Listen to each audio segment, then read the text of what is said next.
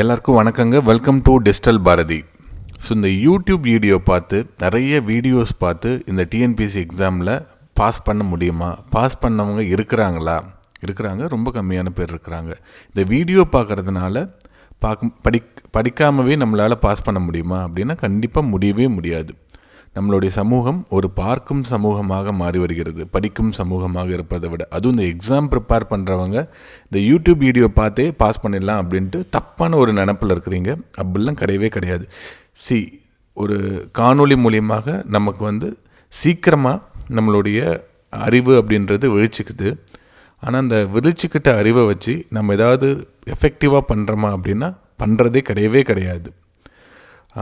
இப்போ யூடியூப் மூலிமா ஒரு வீடியோ இருக்குது. அந்த வீடியோவில் ஒரு கான்செப்ட் ஒருத்தவங்க சொல்லி தருவாங்க. அது உங்களுக்கு தேவையா அப்படின்றத நீங்கள் பாருங்கள். ஒரு சேனல் இருக்குது, அந்த சேனலில் வீடியோஸ் போடுவாங்க. ஸோ அது உங்கள் கல்வி சார்ந்து இருக்கும். ஒரு டிஎன்பிஎஸ்சி எக்ஸாம் ப்ரிப்பேர் பண்ணுறீங்க அப்படின்னா அதை சார்ந்து இருக்கும். ஸோ அடுத்த ஒரு வீடியோ போடுவாங்க. ஸோ அவங்களுக்கு ஒரு பிளான் அப்படின்றதெல்லாம் கிடையவே கிடையாது. அவங்களுக்கு எது தோதுப்படுதோ அதை அவங்க வீடியோவாக போடுறாங்க. அதை நீங்கள் ஃபாலோ பண்ணுற கட்டாயத்துக்கு ஆளாக்கப்படுறீங்க.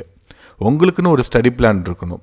இந்த எக்ஸாமில் நம்ம பாஸ் பண்ணணும் அப்படின்னா எல்லாருக்கும் அவங்களுக்கு தகுந்த அளவுக்கு, அவங்களுடைய அறிவுக்கு தகுந்த அளவுக்கு ஒரு ஸ்டடி பிளான் போட்டு வச்சுருப்பாங்க. அதுக்கு டெய்லி டார்கெட் இருக்கும். அப்புறம் ஒரு 6 to 8 hours அதுக்காக நீங்கள் படிக்கணும் உண்மையிலேயே. சரிங்களா? ஸோ படிக்கிறப்ப ஏதாவது டவுட் இருந்தால் நீங்கள் வீடியோ பார்க்கலாம். இல்லை நான் வீடியோ பார்த்து தான் படிப்பேன் அப்படின்னா கண்டிப்பாக இந்த தேர்வில் பாஸ் பண்ணவே முடியாது. ஸோ ஒரு ஸ்டடி பிளான் ப்ராப்பராக இருக்கணும். ஒரு டெய்லி டார்கெட்ஸ் இருக்கணும். 6 to 8 hours படிக்கணும். முறையாக அதை ரிவிஷன் பண்ணணும். படித்ததை திருப்பி படிக்கணும். இந்த எக்ஸாமுடைய மந்திரமே என்னென்னா படித்ததை திருப்பி படிக்கிறது தான். யாரும் பெரிய புத்திசாலிங்களெல்லாம் இதில் பாஸ் பண்ண முடியும் அப்படின்ற அவசியம் கிடையாது. இந்த செயல்களை திரும்ப தெளிவாக செஞ்சிட்ருக்கவங்க கண்டிப்பாக பாஸ் பண்ணுவாங்க. ஸோ அப்புறம் அதை டெஸ்ட்டாக நிறைய எழுதி பார்க்கணும். இப்போ ஒரு ப்ரிலிமினரி எக்ஸாம் எழுதுறீங்க அப்படின்னா டெய்லி ஒரு 300 ப்ரிலிமினரி டைப் ஆஃப் கொஸ்டின்ஸை நீங்கள் சால்வ் பண்ணணும். மெயின்ஸ் எக்ஸாம் எழுத போகிறீங்க அப்படின்னா டெய்லி 1 hour நீங்கள் எழுதி பார்க்கணும். ஸோ இந்த ப்ராசஸ்ஸை எந்த யூடியூப் சேனல் உங்களை பழக்கிறாங்களோ அது நீங்கள் கண்டிப்பாக ஃபாலோ பண்ணுங்கள். அப்படி இல்லாதப்ப உங்களுடைய டைமை நீங்கள் பயங்கரமாக வேஸ்ட் பண்ணுறீங்க. அதுவும் எக்ஸாம் டைமில் உட்காந்து 10 மணி நேரம் வீடியோ பார்க்குறதுனால 10 பைசா கூட புண்ணியம் கிடையாதுங்க. ரைட்டர் சுஜாதா எப்பயுமே சொல்லுவார், ஒரு கதை விவாதம் நடக்கும். ஒரு படத்தோடைய கதையை எப்படி உருவாக்கணும் அப்படின்றதுக்காக ஒரு director, assistant directors, hero, producer எல்லாம் சேர்ந்து ஒரு கதையை உருவாக்குவாங்க. அது ஒரு பெரிய ஏசி சூட் ரூமாக இருக்கும், ஒரு 5 star ஹோட்டலாக இருக்கும், பெரிய மெத்தை விரிப்புகள்லாம் இருக்கும், ட்ரிங்க்ஸ் இருக்கும், வெத்தல் இருக்கும், டிவி இருக்கும், வறுத்த முந்திரி இருக்கும். ஆனால் கடைசி வரைக்கும் இல்லாத ஒரே வஸ்து என்ன அப்படின்னா கதை அப்படின்ட்டு அவர் சொல்லுவார். நீங்கள் யூடியூப் வீடியோவில் ஒரு 20 நிமிஷம் ஒருத்தர் ஒரு வீடியோ போடுறாரு அப்படின்னா அதில் மோட்டிவேஷனே 15 நிமிஷம் பண்ணுவார். சரிங்களா? ஒரு 2-3 நிமிஷம் என்ன சொல்ல வராரோ அந்த விஷயத்த சொல்லுவார். சரிங்களா? ஸோ இதை மற்ற விஷயத்தோடு சேர்த்து அந்த 2-3 நிமிஷத்துக்கு உண்டான எசன்ஸை நம்ம எடுத்துக்கிற அளவுக்கு நமக்கு திறமை இருக்கா அப்படின்னா அப்படிலாம் கிடையவே கிடையாது. அந்த வீடியோவில் கோமாளித்தனமான ஷார்ட்கட் அப்படின்னு எதையாவது ஒன்று பெணாத்திட்டு ஒரு இன்எக்ஸ்பீரியன்ஸ் ஆளுங்க தான் இப்படிலாம் பண்ணுவாங்க. சரிங்களா? ஷார்ட்கட் அப்படின்ற ஒன்று இந்த எக்ஸாமில் கிடையவே கிடையாது. ஒரு சப்ஜெக்ட்டுக்கு பார்த்திங்க அப்படின்னா ஒரு 15 டாபிக் இருக்கும்.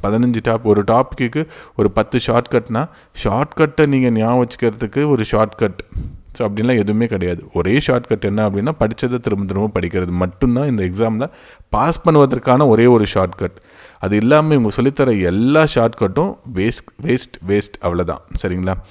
இப்போ இவங்களுடைய மொத்தமும் என்ன இருக்கும் அப்படின்னா அதை எவ்வளோ நேரம் அந்த வீடியோவை ட்ராக் பண்ண முடியும் அப்படின்றதுல மட்டும்தான் இருக்கும். ஸோ ஒரு எஜுகேட்டர் அப்படின்னா எப்படி இருக்கணும் அப்படின்னா, ஸோ நான் மோஸ்ட்லி அமித் சென் குப்தா அப்படின்னு ஒருத்தர் இருப்பார். நீங்கள் உங்களுடைய மென்டாரை ஒருத்தரை தேர்ந்தெடுக்கிறீங்க அப்படின்னா அவருடைய உண்மையான நோக்கம் என்ன அப்படின்றத நீங்கள் பார்த்துக்கோங்க. சரிங்களா? ஸோ அமித் சென் குப்தா என்ன சொல்ல வராரோ அதை ரொம்ப கிளியராக உங்களுக்கு விஷுவலாக ரொம்ப சூப்பராக சொல்லுவாங்க. உங்களுடைய எஜுகேட்டர் எந்த லெவலில் இருக்கணும் அப்படின்றத நீங்கள் எடுத்துக்கோங்க. ஸோ நான் வீடியோ பண்ணுறப்ப கூட ஸோ அவரை மாதிரி நம்ம பண்ணணும் அப்படின்றது தான் ஒரே கோலாக இருக்குங்க.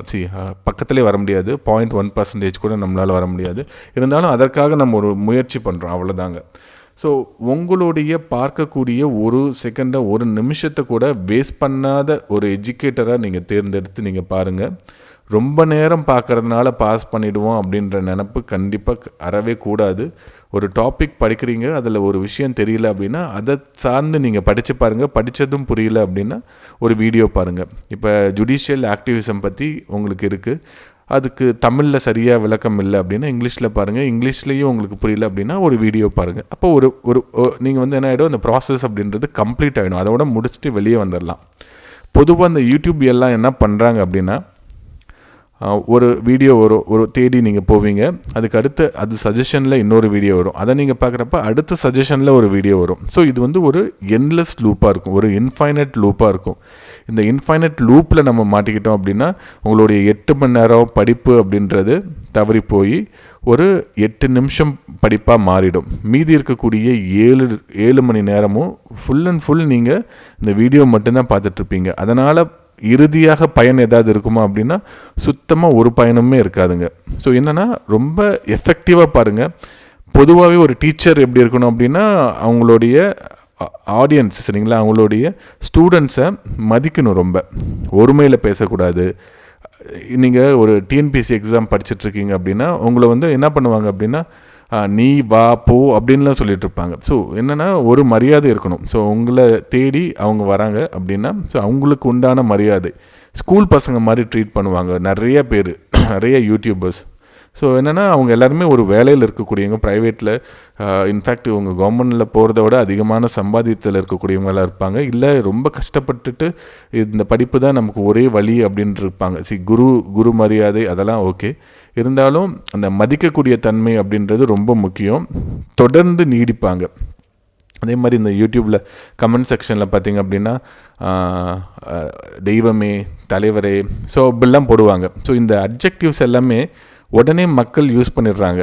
ஸோ அதை எப்படி நம்மளுடைய ஈகோ அப்படின்னு ஒன்று இருக்கும் இல்லைங்களா, நம்ம வந்து ஒரு பெருசாக ஒரு விஷயத்தை பார்க்குறோம் அப்படின்றது அது ரொம்ப பெரிய விஷயமா இருந்தால் அதை நம்ம சொல்லலாம்.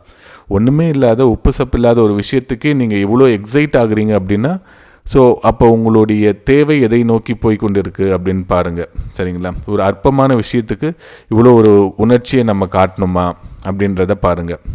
ஸோ அது ரொம்ப முக்கியமானது. ஸோ மொத்தமாக சொல்ல வர்றது இதுதான். எந்த ஒரு போட்டித் தேர்வாகட்டும், இந்த டிஎன்பிசி எக்ஸாம் ஆகட்டும், நம்மளுடைய செயல்கள் எப்பயுமே எல்லாத்துக்குமே ஒரு அட்வான்டேஜ் இருக்கும், ஒரு டிஸ்அட்வான்டேஜ் இருக்கும், ஒரு நன்மை இருக்கும், ஒரு தீமை இருக்கும். இதனால் நன்மை நிறையா இருக்கா, தீமை நிறையா இருக்கா அப்படின்றத யோசித்து பாருங்கள். இந்த யூடியூப் பார்க்குறதுனால டிஸ்அட்வான்டேஜ் நிறையா இருக்குது அப்படின்னா அதை குட் பண்ணிவிட்டு ஒழுங்காக படிக்கிற வழியை பாருங்கள்.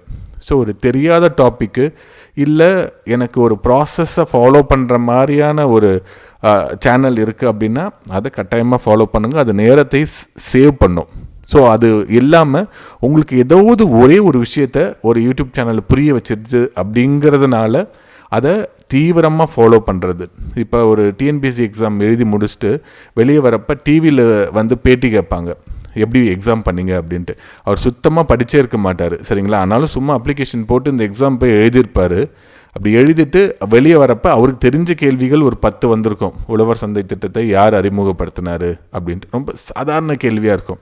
ஸோ அவருக்கு தெரிஞ்ச கேள்வி 10 வந்ததுனால ரொம்ப சூப்பராக பண்ண, ரொம்ப ஈஸியான கொஷின் பேப்பர் அப்படின்னு சொல்லிட்டு வெளியே வருவாங்க. ஸோ அது மாதிரி தான் நீங்கள் உங்களுடைய வேலை நேரம் இருக்கும், அது போக மீதி கொஞ்சம் நேரத்தில் இந்த சேனல் பார்ப்பீங்க.